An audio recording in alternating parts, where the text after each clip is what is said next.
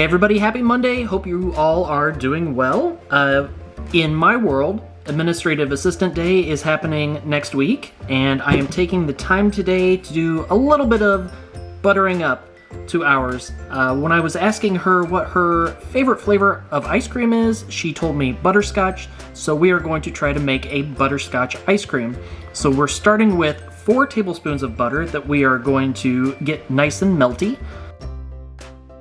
And now that that's melted, we have 3/4 of a cup of brown sugar, a 1/4 cup of white sugar, a mess on the stove, and we're just going to stir this together. I'm thinking my plan here was to do something in between if I was making caramels and if I was making butterscotch hard candy.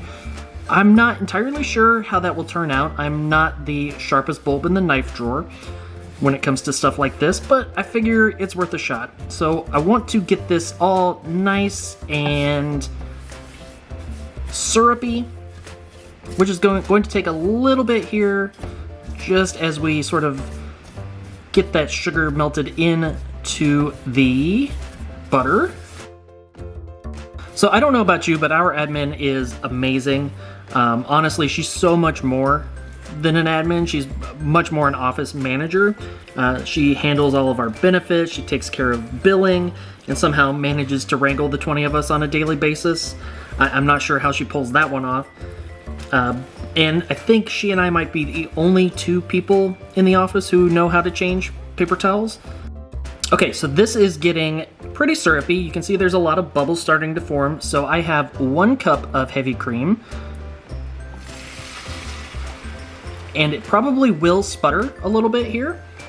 We're just going to continue stirring that until we get to a light boil. That looks like a light boil. So a lot of times with hard candies, I just like to go ahead and cover with the lid, and this does a lot of the work of washing down the sides. So I want to boil this for about 4 minutes, and that should bring us up to right around 230 degrees, which is right on the edge of the softball stage.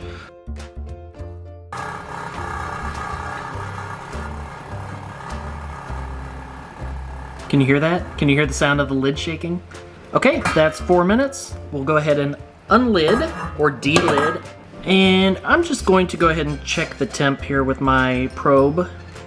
Well, 215 or so. So we're still driving off a lot of the water. I imagine this is going to take about 2 more minutes. Okay, so that is 230. And I'm just going to kill the heat here. I have 1 cup of whole milk. I worry with it boiling that it would just sputter all over the counter. We could try to temper the eggs directly into this, but I think it's too hot for that even. So I am using this milk to sort of bring the temperature of the mixture back down. All right, 4 egg yolks.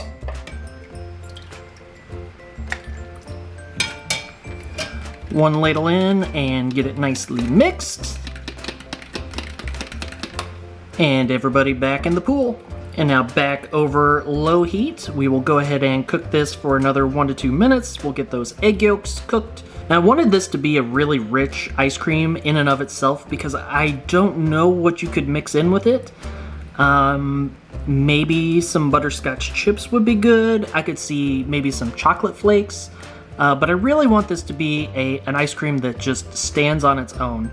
Something that's got a nice, bold, butterscotchy flavor, as well as a nice, rich consistency. So I really want this to just be an ice cream. Okay, that looks good. We'll go ahead and kill the heat and slide it off the burner. And we'll go ahead and strain out any little bits of egg. Go ahead and add that final cup of cream. We'll get some vanilla bean paste and a nice pinch of salt. And we'll go ahead and lid this up and let it age in the fridge. Okay, let's get the butterscotch into the ice creaminator.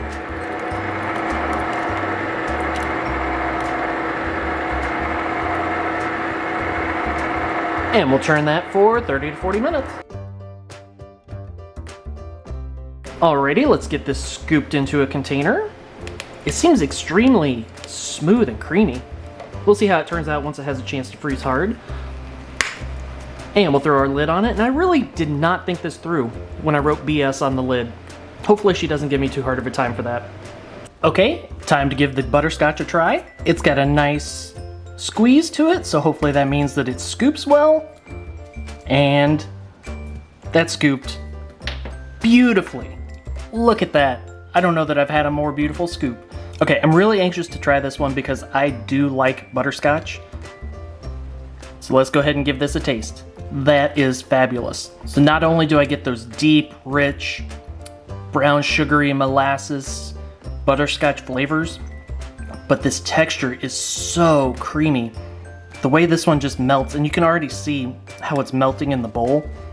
It's so soft and creamy that it just hits your tongue and immediately washes over it with all of that flavor and the creaminess. This is so good. I really don't know what else to say about this one. I'm pretty well smacked with gob on this one. I have no words. Even though I have another ice cream to try after this one, this is all going away. This will be a clean bowl for sure. But before I do eat it all, I just want to thank you all for watching and hope you have a wonderful week. Bye!